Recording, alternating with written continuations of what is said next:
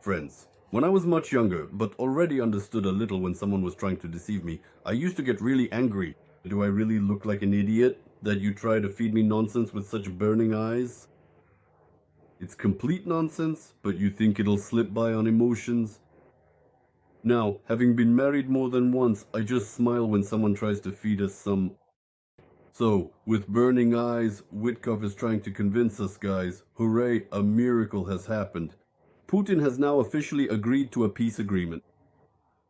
He really is pouring this crap into our ears with those burning eyes, and not just to us. He says that Putin has agreed, and then they called us to confirm. They are ready for peace, and now they're officially asking for a meeting. We're flying to Moscow tomorrow morning. About 90% of the issues from the comprehensive 20-point plan have already been resolved. Only 10% left, we're flying out, supposedly a big victory. That's the impression we're supposed to get. We, the gullible fools, as Witkoff sees it, are supposed to think that Putin was categorically against it, that he wouldn't give in.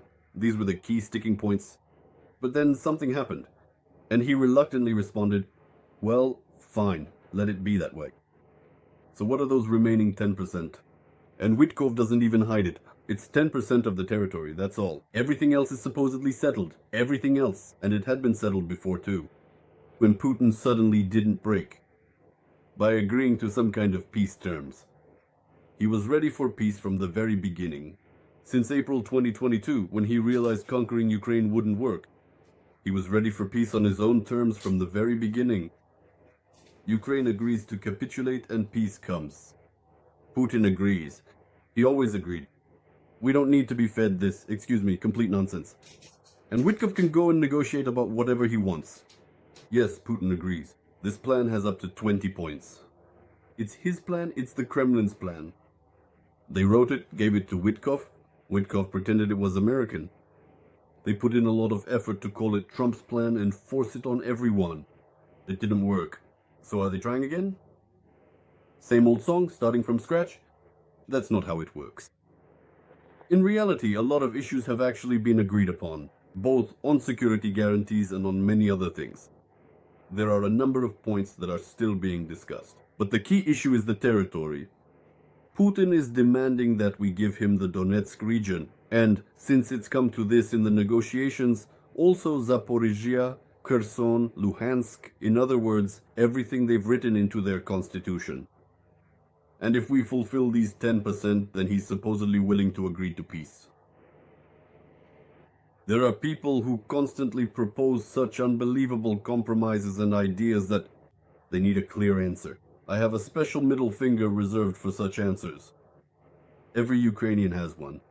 So tomorrow Witkoff can fly to Moscow with Kushner if he wants. Once again to talk to Putin about this nonsense. And once again they'll tell us that peace is possible if we willingly give up the territories they can't capture. We won't give them up. We've already made that absolutely clear. And all that stuff they're telling Putin about our territories being almost captured is nonsense. The situation in Mirnohrad is very difficult. In Pokrovsk, our forces are holding and they can't push further. That's the information I have. It's fresh, just 10 minutes old. Today, January 21st at 2 p.m. That's the information I have. In Pokrovsk, our forces have secured their positions and aren't letting the enemy advance any further. They're holding strong. In Uliye Pol, our 225th Assault Troops are fighting, and the Territorial Defense is fighting too. The regular mechanized brigades are fighting and holding their ground. On the Dobropilya front, we even managed to push them back a little. In Mirnograd, yes, in Mirnograd, the paratroopers say it's very tough. The enemy keeps coming, keeps pushing, we'll see what happens. Near Kupiansk, we've also put pressure on them. They weren't able to break through and unblock those we're finishing off, so there are no successes on the front. They won't take anything by force themselves. As for the shelling of Ukraine, yes, there are strikes. Yes, it's harsh. Yeah, it's absolutely brutal. Azerbaijan is helping us. Lithuania is helping us. Everyone is helping us. We're fighting on our own too. And we're striking back as well. Last night, there were strikes on Zerzhinsk in Donetsk region. A munitions depot detonated. So much so that you never see fireworks like that. The CHP in Oriel, the CHP in Belgorod, they were hit well. A target in Krasnodar Krai. Russia, with its own air defense missile, struck its own apartment building. All the photos and videos of these amazing nighttime events are on my Telegram, Sazonov Official, and on Facebook, Kyrylo Pravdorob. Links are in the video description. So we are exchanging painful strikes on infrastructure. That's how it is. On the front, the standoff continues with almost no change in the line of combat contact. All Putin can get now is a hole from a bagel, right now. As for what he says, I'll take it by force. That's why, once again, there's an attempt with Utkin, the Cheburek lover, to start negotiations. Russia agrees to peace. That's it, let's do it. Only 10% left.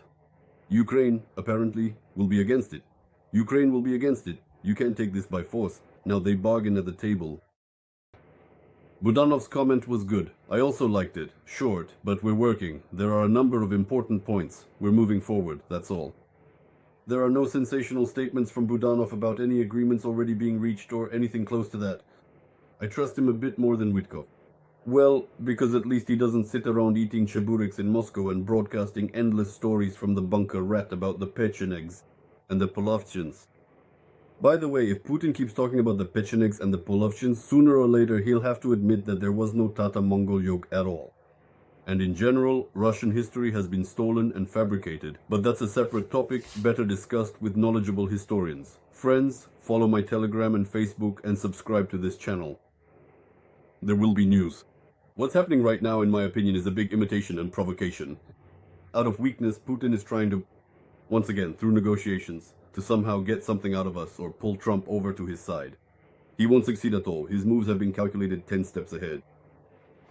Everything will be about Ukraine. So friends, Trump is flying to Davos with quite an adventure, but the main thing is that what he's doing against Russia is working flawlessly and to our advantage. So what happened? He took off in his own plane. The President of the United States, the most influential person in the world, took off in a plane to Europe, to Davos. They were waiting for him there, but the plane started having electrical problems, so he had to turn back. Well, now he'll just get on another one. He doesn't have just one plane. He's a wealthy man, almost like some of our deputies. He'll fly on another one. The funniest thing is that people were waiting for him there. They climbed an 800-meter mountain and arranged torches. There were, I think, 450 torches. They lit them up for the king so he could see, but he didn't arrive. So now they'll either have to set up new torches or do something else. Well, in general, it's really not a simple situation. A conversation awaits him in Davos because the conflict around Greenland has turned out to be quite serious. There are even protests. And statements, and even the Prime Minister of Greenland says, "We're preparing for war." Honestly, that's a ridiculous thing to say, because their armed forces are in no way comparable to those of the US. Nevertheless, the talks will not be easy, but I think Trump will gradually put pressure on them, trying to squeeze out something for himself. Here, of course, Russian figures will get involved with their own provocations. They seem to have already started because information is circulating in the media, citing an unnamed official, that most likely there will be concessions. Greenland, since the world order has gone to hell anyway. Well, fine, let it be. The negotiations ahead of him won't be easy. It's a pity we're in the background. But Trump's intention to deal with other bad guys hasn't gone anywhere. And as part of this concept, last night another Russian oil fleet tanker was successfully seized by the US Navy.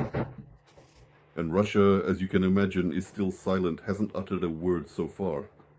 And probably won't say anything. At most, they'll trot out the sad horse again. Lavrov, like yesterday, who will say that international law is important, piracy is bad, but they can't do anything about it. In short, the sanctions are working. Ukrainian sanctions are working just as well, because last night there were some very impressive strikes on Oriol, on the thermal power plant, and on Belgorod. Also very bright, very spectacular, and the most impressive thing was when everything was flying after all. Our drones were flying over the Krasnodar region. They arrived, successfully bombed, hit the target, and on the way they tried to shoot them down, and a Russian Pavlov missile struck its own building. They filmed all of this from every angle and immediately tried to blame Ukraine, saying it was us who hit it. But there are plenty of videos from different angles where you can see the missile's trail, and the missile itself hitting the high-rise building. Friends, all these photos and videos of Belgorod's eagle and objects, photos of Russian sites, and most importantly, there are different angles of these missiles at the border of Krasnodar and Adygea. All of this is on my Telegram channel, Sazonov Official, or on Facebook, Kyryl Pravdorup. If you're interested, check it out. But let's get back to the point. Russian sites are coming under attack. The Americans continue to strangle the Shadow Fleet. And in this context, let's talk about the fact that there can be all sorts of discussions and arguments about Greenland, but Russia still ends up in the red. And that's the right trend. Of course, they will continue to shell Kyiv. And Klitschko says the situation is difficult. 600,000 have already left. I think everyone who had somewhere to go has already left. The rest will have to hold on. We're holding on. We're holding on. Russia's oil revenues are falling. They're being squeezed from all sides. And it seems that the attitude toward Russia, the attitude toward the aggressor, and the desire to exclude it from the game, this is something both Europe and the US agree on. Now, yes, and it seems even China isn't very pleased, because there are rumors that China has unofficially presented a complaint to Russia. Did you guarantee security?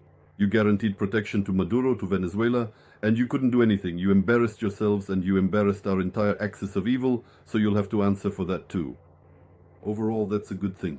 We'll see what agreements they reach in Davos. As for us, the cooperation agreement on Ukraine's reconstruction has most likely not been signed and probably won't be. I'll tell you, it really doesn't matter, because it honestly infuriates me. All this talk about rebuilding Ukraine, about investments, about everything, while the war is still going on.